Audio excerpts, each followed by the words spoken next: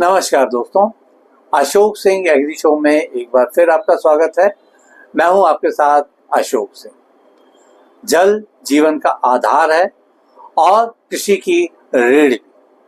भारत जैसे कृषि प्रधान देश में जल का संरक्षण न केवल पर्यावरण के दृष्टिकोण से आवश्यक है, बल्कि टिकाऊ खेती की निरंतरता और फूड सिक्योरिटी के लिए भी अत्यंत महत्वपूर्ण है।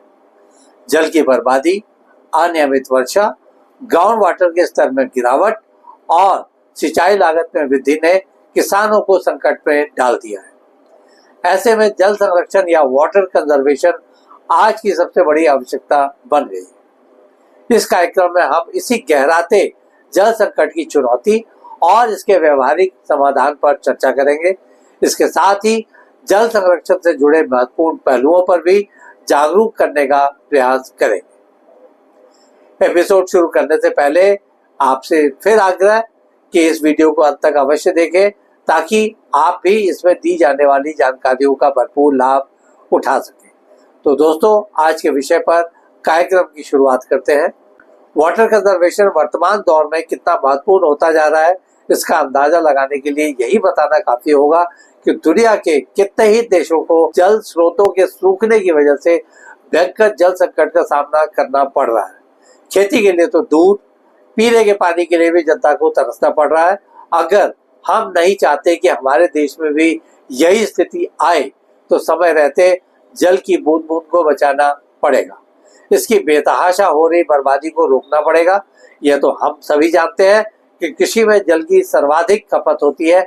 ऐसे में किसान भाइयों पर यह जिम्मेदारी और ज्यादा हो जाती है कि वे जल संरक्षण में बढ़ चढ़कर सहयोग दें। यह वास्तविकता है कि जल की अनुपलब्धता का सीधा असर फसल उत्पादन पर पड़ता है।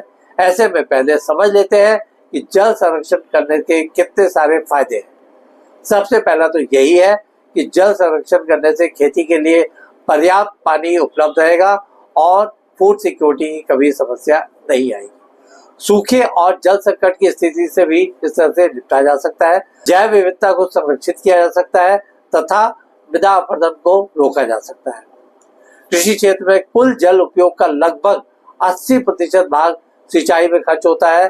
अगर किन्हीं कारणों से उचित जल प्रबंधन न हो तो फसलें प्रभावित होती है, उत्पादन घटता है, लागत बढ़ती है और किसान आर्थिक संकट में आता है। जबकि यदि जल का संरक्षण हो और नियंत्रित सिंचाई तकनीक अपनाई जाए तो उत्पादन भी बढ़ेगा और लागत भी घटेगी। जल संरक्षण के लिए मानसूनी वर्षा जल का विशेष महत्व है। भारत में 70 से 80% तक वर्षा मानसून में होती है, जो वर्ष में कुछ ही महीनों तक सीमित होती है। इस वर्षा जल का यदि संग्रह और भंडारण कर लिया जाए तो वर्ष भर सिंचाई के लिए जल उपलब्ध हो सकता है। सूखा प्रभावित क्षेत्रों में राहत मिल सकती है, वो भी जल स्तर में वृद्धि हो सकती है, सिंचाई की जरूरत कम हो सकती है। इसके इतने सारे फायदे आप देखे जा सकते हैं। अब कृषि भूमि में नमी संरक्षण के कुछ सरल उपायों पर भी बात कर लेते हैं। खेती में मिट्टी की नमी बनाए रखना बहुत जरूरी है ताकि फसलों को निरंतर जल मिल सके। इसके लिए कई तरह की कारगर विधियां हैं, जैसे मल्चिंग। इसमें पौधों की जड़ों के पास पुआल, पत्तियां या प्लास्टिक शीट बिछाकर नमी को बनाए रखा जाता है।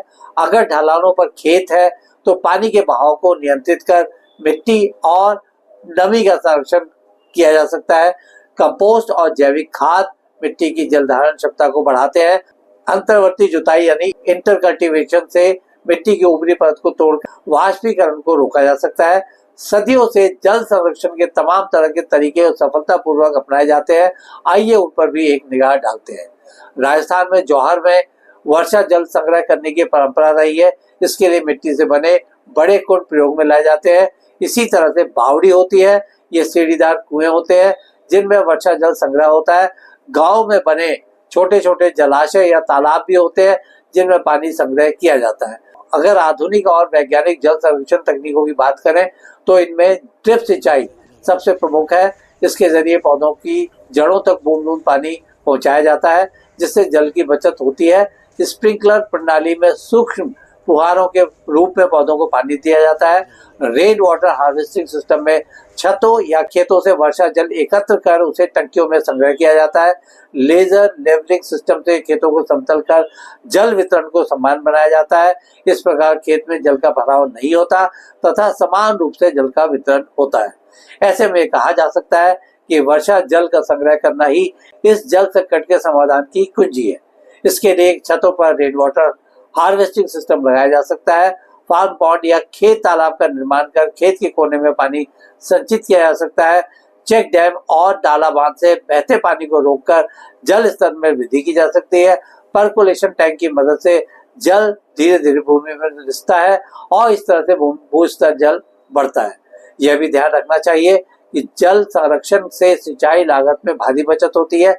सिंचाई के लिए डीजल, बिजली और समय खर्च होता है। यदि जल संरक्षित रहे और उपलब्धता बढ़ती है तो सिंचाई में ऊर्जा की बचत होती है, मजदूरी और लागत में कमी आती है, ट्यूबवेल और पंपसेट की निर्भरता घटती है तथा कम जल में अधिक क्षेत्र की सिंचाई संभव हो पाती है।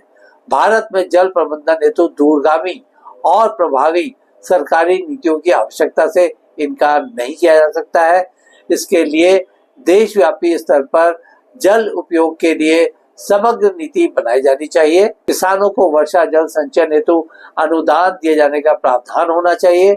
सामुदायिक जल संरक्षण यानी कि चेक डैम, तालाब आदि को बढ़ावा दिया जाना चाहिए। भूजल के उपयोग पर निगरानी रखी जानी चाहिए। इनका पालन नहीं करने वालों के लिए सख्त पेनल्टी के प्रावधान रखे जाने चाहिए। ग्राम पंचायत स्तर पर जल समितियों का गठन किया जाना चाहिए। अब समय आ गया है कि जल संरक्षण को स्कूल के पाठ्यक्रम में शामिल कर भावी पीढ़ी को जागरूक किया जाए। यहाँ एक और महत्वपूर्ण पहलू है जिस पर ध्यान दिए जाने की आवश्यकता बहुत ही जरूरी है। यह मुद्दा है बाढ़ जल को कृषि में कैसे प्रयोग किया जाए। भारत में कई क्षेत्र बाढ़ से डूबते हैं। यदि इस बाढ़ जल को नियंत्रित और संगठित रूप से संग्रहित किया जाए तो इसे जलाशयों में संचित किया जा सकता है। फार्म पॉन्ड और चेक डैम के माध्यम से खेतों में ले जाया जा सकता है। निचले क्षेत्रों में धान जैसे जल सहनशील फसलें ली जा सकती है। इस तरह एकत्रित इस पानी से रबी फसलों के लिए नमी संरक्षित हो सकती है। चलते चलते ग्लोबल स्तर पर अपनाई जा रही जल संरक्षण तकनीकों पर भी आपसे कुछ जानकारियां साझा कर लेते हैं। जैसे इजराइल की बात करें तो यहाँ पर ड्रिप और माइक्रो सिंचाई प्रणाली से जल की बचत कर उसकी बर्बादी को बड़े पैमाने पर रोका गया है। ऑस्ट्रेलिया की स्मार्ट वाटर मॉनिटरिंग टेक्नोलॉजी से जल का संकट कभी हुआ ही नहीं। चीन की रेन वाटर हार्वेस्टिंग आधारित टैंक सिस्टम से वर्षा जल का सदुपयोग करने की विधि को अमल में लाया जा रहा है। नीदरलैंड्स में समुद्री जल से मीठा जल बनाने की तकनीक की मदद से खारे पानी का अनवरत जल स्रोत मिल गया है। अफ्रीका के कई देशों में भूमिगत जल संग्रहण टैंक का बड़े पैमाने पर इस्तेमाल कर जल संचयन किया जाता है। आज के एपिसोड में बस इतना ही दोस्तों। कल एक नए विषय पर चर्चा करने के लिए दोबारा इसी समय पर हाजिर होंगे। दोस्तों अगर आपको ये वीडियो पसंद आया तो इसे लाइक करें, शेयर करें और हमारे चैनल को सब्सक्राइब करना ना भूलें।